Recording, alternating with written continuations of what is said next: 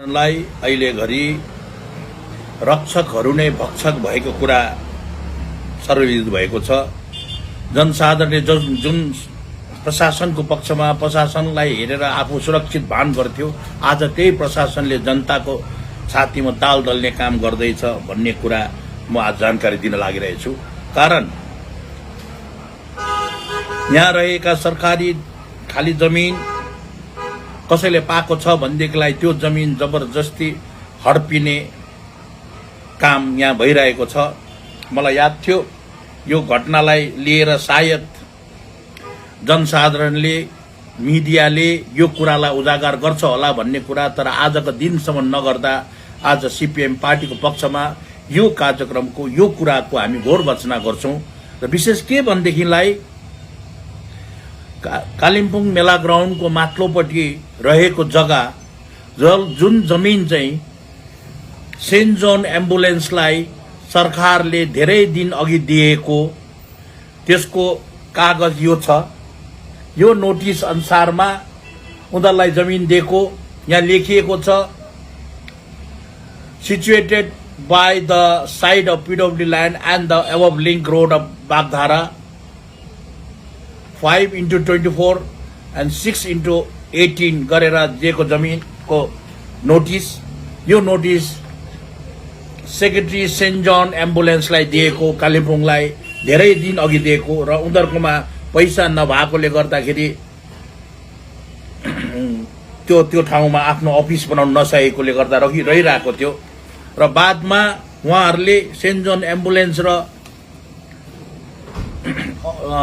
एडब्ल्यूसी all India women's conference उहाँहरू मिलेर त्यहाँनिर अफिस बनाउनको निम्ति तर्खर गर्दै गरेको बेलामा र उहाँहरूले वार्ड काउन्सिलरलाई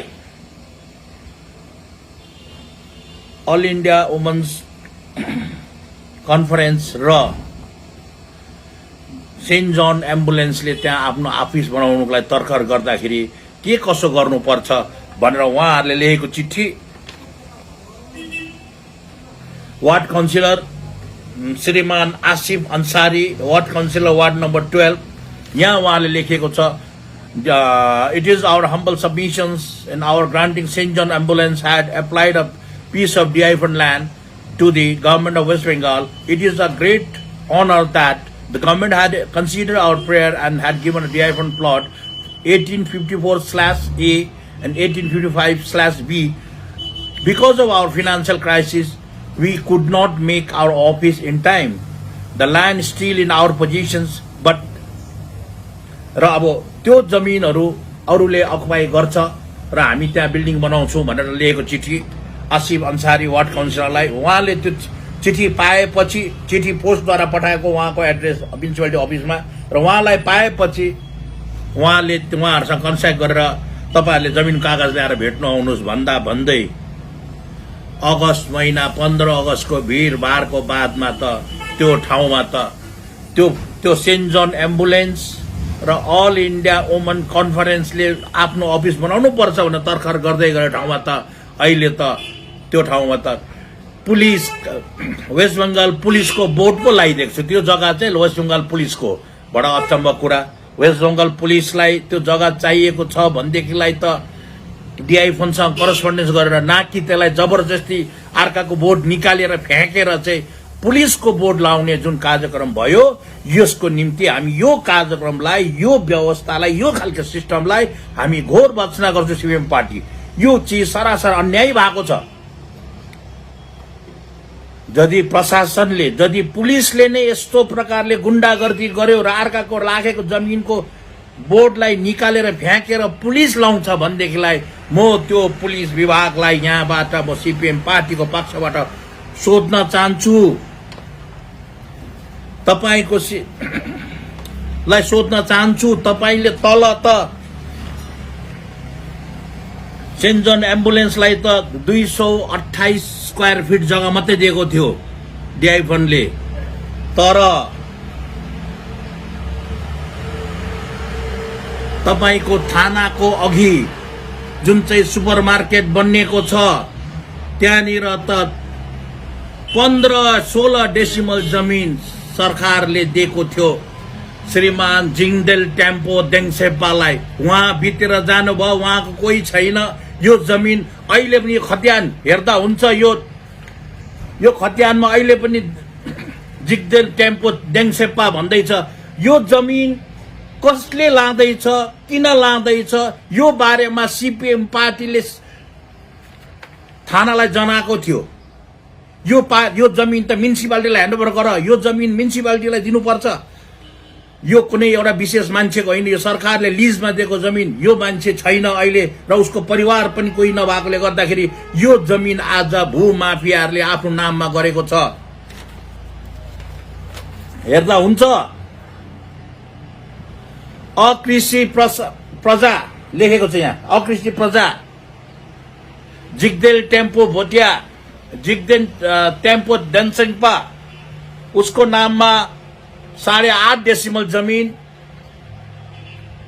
10.5 11 डेसिमल जमीन उसको नाममा त्यहाँ सरकारले दिएको। तर त्यो जमीन यो मान्छे छैन, तर यसको नामबाट बिस्तारै बिस्तारै अर्काले बेचेर अर्कालाई दिएर त्यो जमीन घटेर गएर आज उसको नाममा 1 डेसिमल जमीन मात्रै रहेको छ। 1.167 मात्रै जमीन रहेको छ। र म यहाँ चाहन्छु पुलिस डिपार्टमेन्टलाई सोध्न कि यदि पुलिस विभागलाई जमिन चाहिएको छ भने किन चाहिँ सेन्ट जन एम्बुलेन्सकै जमिन, किन चाहिँ अल इन्डिया वुमन कन्फरेन्सले बनाउन लागेको अफिसलाई टार्गेट गर्नुभयो तपाईँले?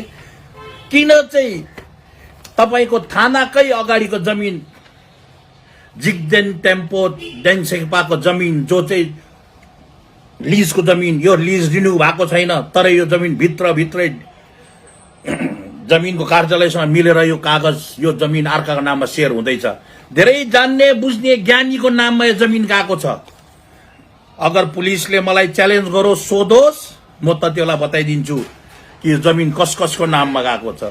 अगर यदि सत्य नै जमिन चाहिएकै हो भनेदेखिलाई कालिम्पोङ शहरकै नजिक ठुलो जग्गा चुङहा स्कुलको पक्षमा रहेको जमिनको पर्चा यो जमिन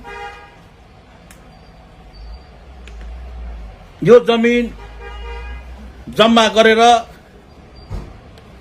11 झन्डै 60-80 डेसिमल जमिन जुन जमिन छ यो लिजको जमिन चुङहा स्कुललाई दिएको र यो स्कुललाई यो प्रकारले जनरल पावर अटर्नी बनाएर स्कुल त भत्केको छ, अब स्कुल चल्दैन, यो त एनिमी प्रपर्टी भनेर डिक्लेयर भइसकेको।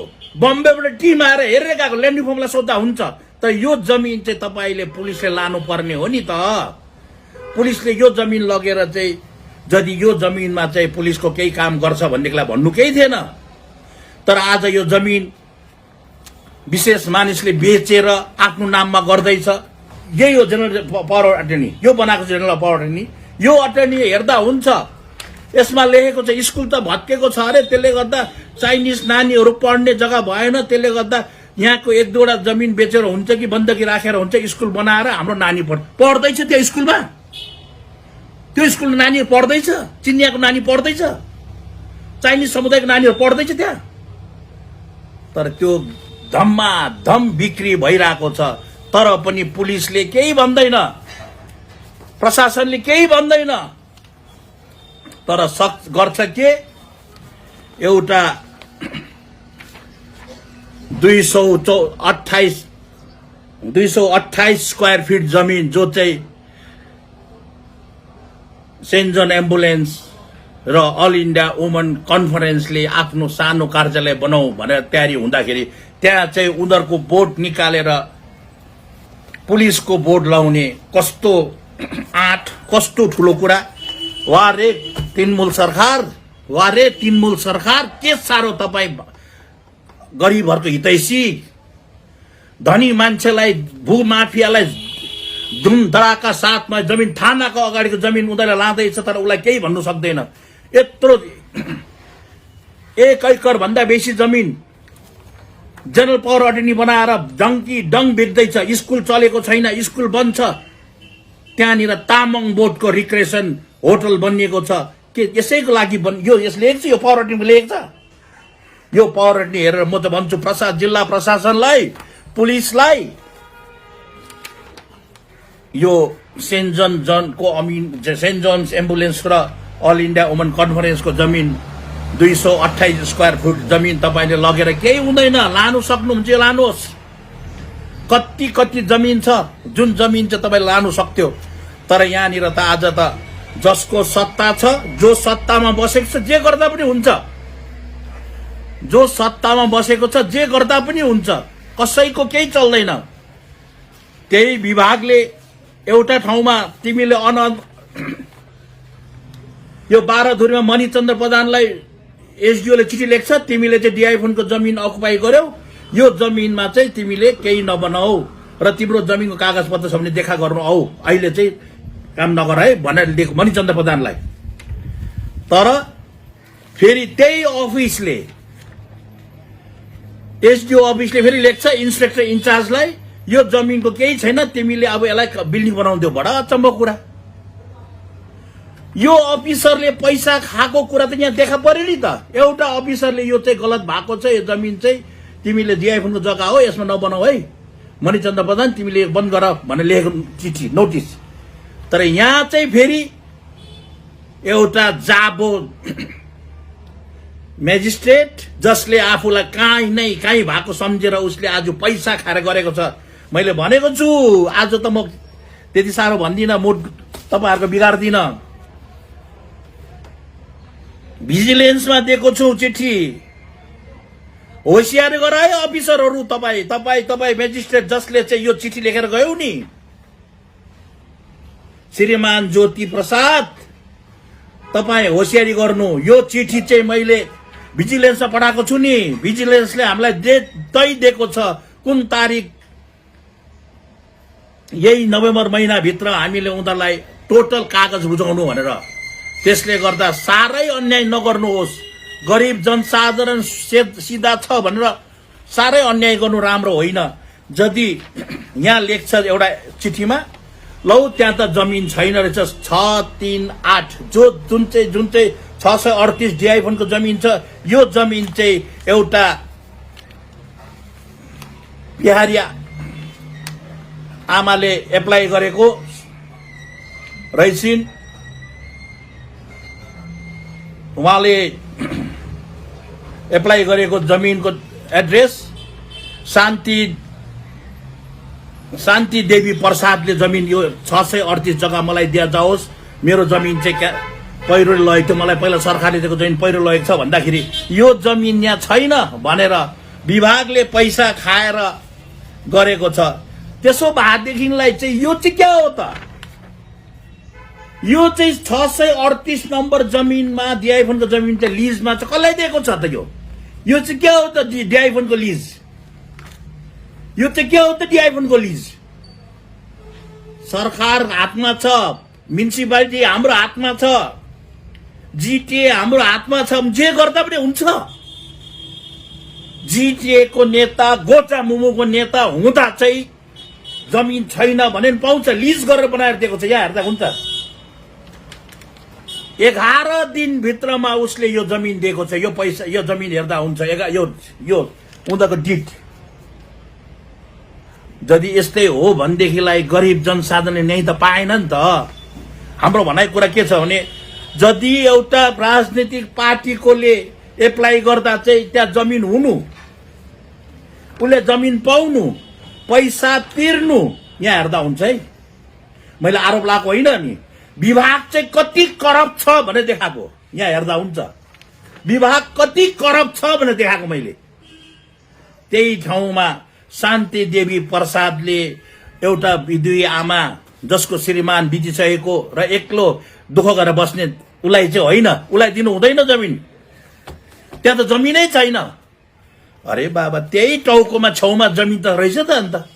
र यस्तो प्रकारले त्यहाँ गरेर र अनि त्यहाँनिर बिना सित्तै प्रकारले मेरो जमिन भन्दैछ।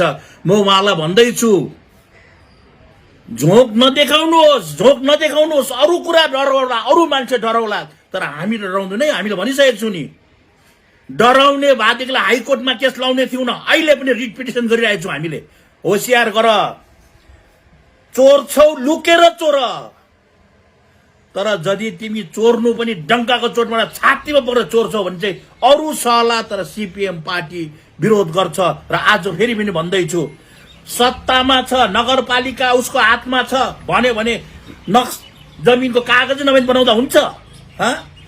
दिएको छ त यो गोजामुखको लिडरलाई बनाउनु घर, गोजामुखको लिडरलाई दियो त जग्गा, त आज त्यो शान्ति देवीलाई नदिनु, देङसेङ पाको जमिन अर्काले लानु, त्यो चाहिँ के कहाँको अन्याय हो? कहाँको न्याय हो यो चिज? यो भन्दा बेसी अत्याचार र अन्याय के हुन सक्छ ममता दिदी? तपाईको सत्तामा जो सत्तामा छ उनीहरुको यहाँनिर हैकम भएको छ, उनीहरुले अन्याय गर्दा पनि हुन्छ, जे गर्दा पनि हुन्छ। यो जम्मै कुरालाई हामी फेरि पनि यो तपाईलाई अवगत गराउँछौं। प्रशासन तपाईको हातमा छ ममता दिदी, तपाईको हातमा प्रशासन छ। यस प्रकारको घुसखोर प्रकारले, यो प्रकारले पुलिसले अत्याचार गरेर गर्दा त हुँदो रहेछ नि, जे गर्दा पनि हुन्छ भन्ने कुरा चाहिँ हामीलाई यहाँ छ, थाहा छ।